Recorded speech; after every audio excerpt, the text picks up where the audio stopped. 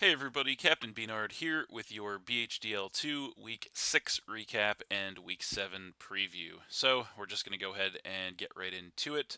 Our opponent for this week was Pokemaster88/Chris, another very strong, very experienced competitive battler and draft league participant from Discord. And so I did neglect to mention that going into this match, we were both coming in at a 2-3 record. So very, very important game for both of us here to try and save our seasons here going into the latter portion of the season here. Um, and so, unfortunately, once again, we did end up losing the game 1-0. It was very close, very competitive, very hard fought game, but unfortunately, we just didn't have enough left in the tank to get the win in this one once again. So, having said all of that, we are going to go ahead and throw it over to the team preview screen. So here you can see the 6 Pokemon he brought to battle on the right-hand side, 6 Pokemon I brought on the left.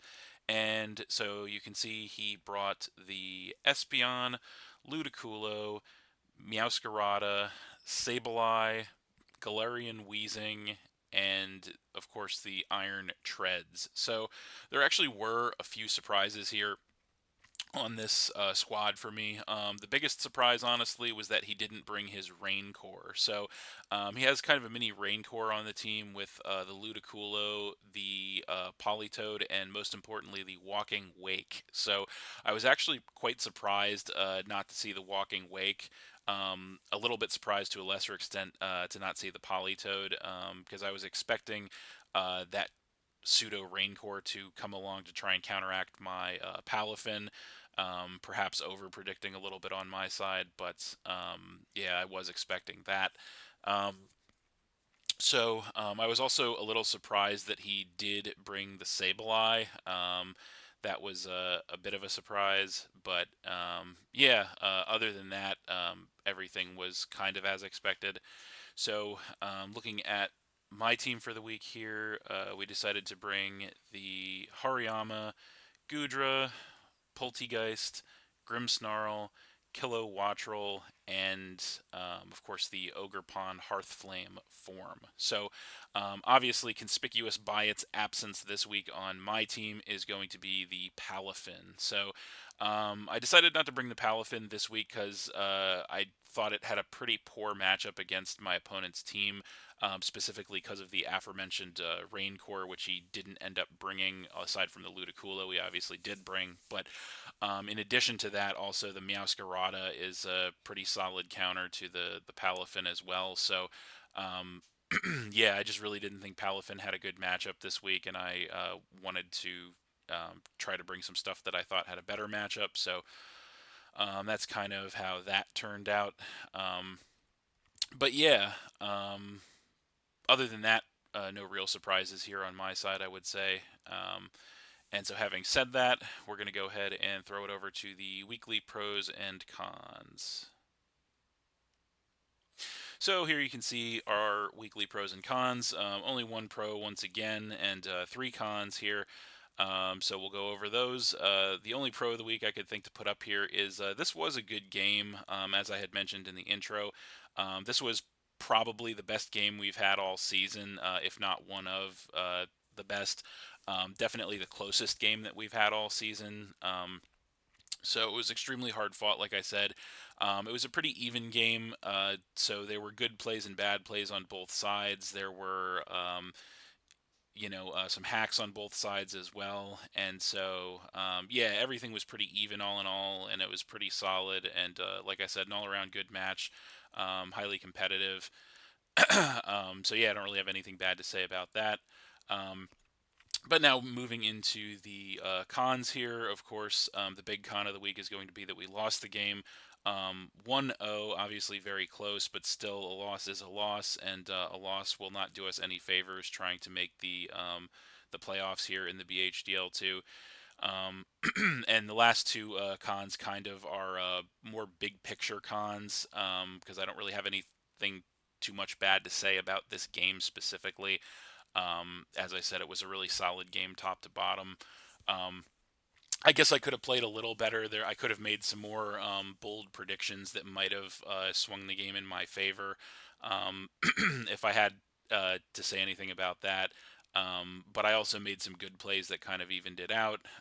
Additionally, I got some hacks in my favor as well. My opponent got some hacks in his favor. So game wise, I don't really have any cons, which is why the last two, or aside from the fact that we lost, but that's why the last two cons are going to be more in the vein of a big picture for this season, and those, of course, being that the losing streak continues this week. So this is our third straight loss here in the BHDL2. Obviously, the season is not going the way that I wanted it to. We started out pretty good, started out pretty strong, and then the last few weeks we've just kind of tanked. I'm not really sure what's going on. I think there's probably a few different factors at play here.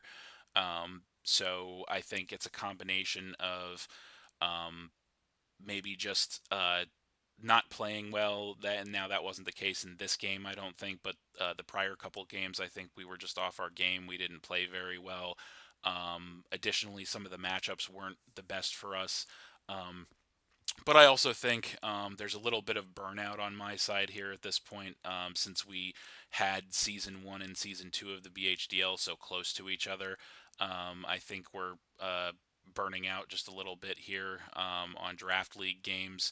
But I think additionally, as far as that goes, we haven't prepared the most unique or innovative teams or sets to face our opponents. So I think we may have kind of fallen into the predictable category a little bit with what we're going to bring.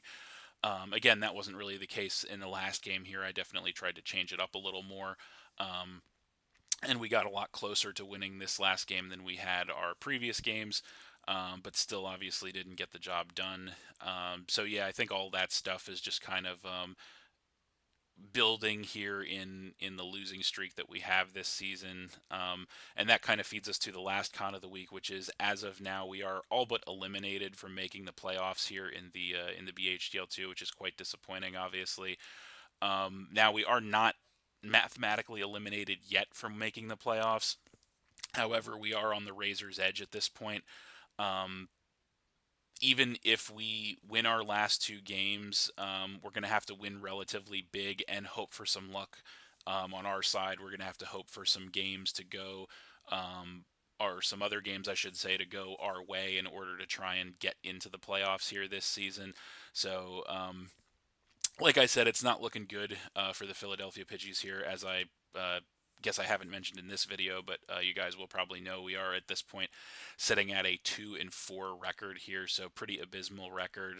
Quite honestly, it's been a very, very long time since we did this bad in draft. Um, so it's definitely a sucky feeling to say the least.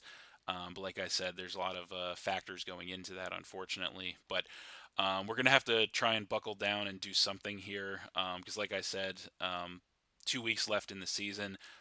If we lose one more time, we will be mathematically eliminated from making playoffs. So this next game here in week 7 may very well be our last.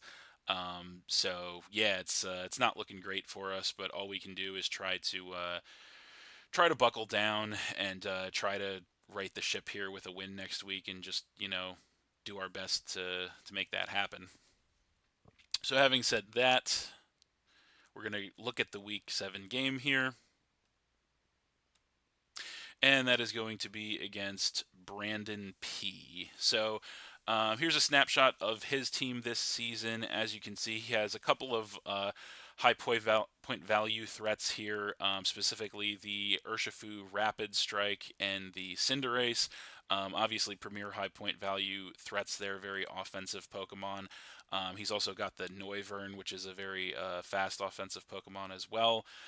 He's got stuff like the Clodsire, which is an extremely defensive Pokemon, and the majority of his team, I should say, are a lot of bulky offense Pokemon. So he's got stuff like the Rotom Mow form. He's got the Bisharp as one of his Terra Captains, which is definitely quite potentially lethal. He's got the Gardevoir, and he's got the Cresselia as his other Terra Captain, which is, of course, very potentially lethal. Um, So a lot of threats to watch out for this week. This is a team that does have one of the better records here in the BHDL2. So it's definitely going to be an uphill battle for us this week. It's going to be a difficult week for us. And like I said, we not only need a win here to try and save our playoffs hopes, but we need a big win.